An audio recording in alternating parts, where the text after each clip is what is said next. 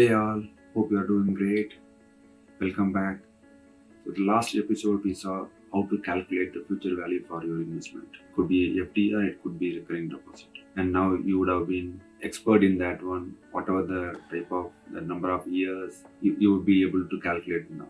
We are going in a bit detailed way, little bit complicated the next step to calculate things, which is going to be interesting, and most of you guys would be facing that or doing that and like to know about that SIP. You might be hearing about SIP everywhere, here and there. Everybody is talking about, and you also would have started investing on the SIPs. Now let's see what is SIP and how it is calculated, and what is the difference between the previous calculation and SIP calculation. SIP calculation is not similar to the future value calculations of FD and recurring deposits. Let's see what is this, and we can dive into that. SIP's full form is Systematic Investment Plan, which means you are investing money in a systematic way. You might be investing in mutual fund, recurring deposit, buying stocks or buying gold, whatever it is. But if you are doing this investment in a stipulated time period and you are investing in a very disciplined way, so then it is called SIP. In SIP, you will be investing same amount in the frequencies. If you are, for example, if you are paying 12 installments in a year, all 12 installments you will be paying the same amount. Don't be a different amount. If it's a different amount, it is not called SIP. It might be a disciplined investment, but it is not called a systematic investment plan. And another thing is very important thing you have to know is SIP is not a product. You are not buying something as a SIP. SIP is a process. SIP is something, a method, a philosophy. It's nothing to do with any product. Don't confuse, like you are buying SIP means you are buying something. SIP could be in mutual fund, could be stock market, anything. You are investing in a disciplined way. That's it. Okay. If anybody is trying to fool you around with that, don't get fooled. First understand what is SIP and what is the SIP constitutes of. Whether if it's a mutual fund, what type of mutual fund, what is the diversification in the mutual fund. So those are things you have to analyze. That's a detailed part. We'll into that later point of time. But now let's see how this systematic investment plan is calculated and what it is. Let's take an example. So let's do a calculation for systematic investment plan and what is the formula for that. Let's take an example. If you are investing 1,20,000 per year, in that case, this is our normal formula to calculate the future value.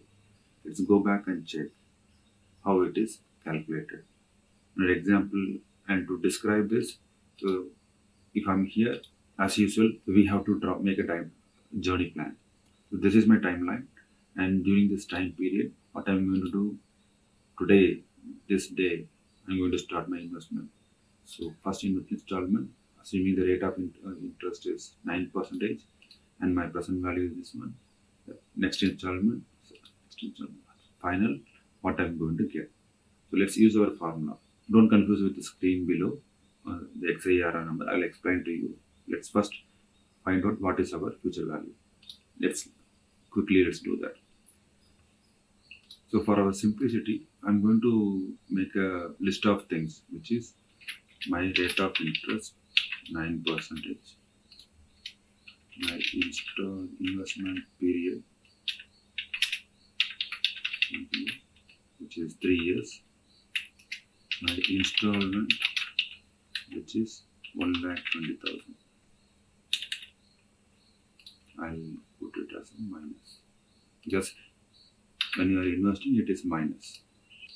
So this is our lump sum investment. We already know what is this lump sum investment and what is the difference of the amount you will be receiving in the future if you do it in a lump sum way and also in a SIP. If you haven't watched that video, please go back and check this video. You'll know how to find out the future value and what is the difference between lump sum investment and SIP investment. So you can understand that. So now let's jump into our SIP investment over here, and we'll go with our future value, a regular calculation method, which is our formula. So let's first SIP, our regular formula. Okay. What is our regular formula? Equal My future value is 9%, comma. My NPER is 3. My per month it's year. So payment is 1,20,000, which would be 3,93,372 rupees. This we know. Now let's see how to calculate for actual SIP. The problem in this calculation is always understand one thing. A key parameter is time. You have to calculate time. Time is an important characteristics in our investment plan. Time has a very big value. We cannot ignore time.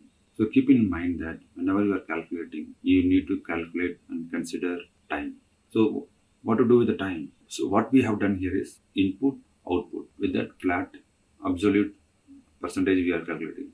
So this written calculation, what we have done here is absolute calculation. But in the real scenario, this is wrong. So let's see how to do XIRR. The similar thing, similar investments, I'm going to do for SIP, and we are going to calculate for XIRR. So what is the formula? This is the formula. XIRR, value, comma, date. So what are the amount you invested and when you invested. So date is important. What is meant by XIRR? XIRR is, ignore the X, first see IRR. What is IRR? Internal rate of return, which is within the years, within the time period. What is the interest you are gaining? It is not the entire year. You cannot calculate for the entire year when you are doing in this SIP. So within this time period, what is the interest rate you are getting? 9%. Whenever we say percentage, which is for annual. So when I say 9% interest rate, that means 1 year will consider. But your investment is not for 1 year, and each installment is coming in different months or different year. How will you calculate? So it's an averaging your interest. So that is called IRR, internal rate of return. So since we are using in Excel, so you will just add X to that. That's it. XIRR. So let's jump to our calculation. XIRR of, you need to know dates. You need to know values. I know value, but where is the date? You need to know the dates. Else you cannot calculate. So how to do that? So assume, let me add one more column here. So this is my date 01/2022, and this is 01/01/2022. This one is 01/01/2023. These are my dates. So you need date when you are calculating your XIRR. Let's go for it. XIRR. What are my values? These are my values. But the catch here is, it's not simply you are inputting your investments. You need to know what is the total final amount. Okay, so let's assume our final amount is this one. The future through our SIP calculations here. So consider, copy this value and keep it here. And date also, it could be next date. Okay, assume like this. Okay. Now let's do XIRR. Your values. See, the last value is what you received at the end of the year, end of your investments. So that is why it is in positive. So when you receive the money, it's positive. Now, what are the dates? So let's put as a percentage, 9%. So your IRR is 9%. Got it? So you have to include your time also. Then only your calculation is correct. Else it's wrong. If I change this into 24, see your interest rate is changing.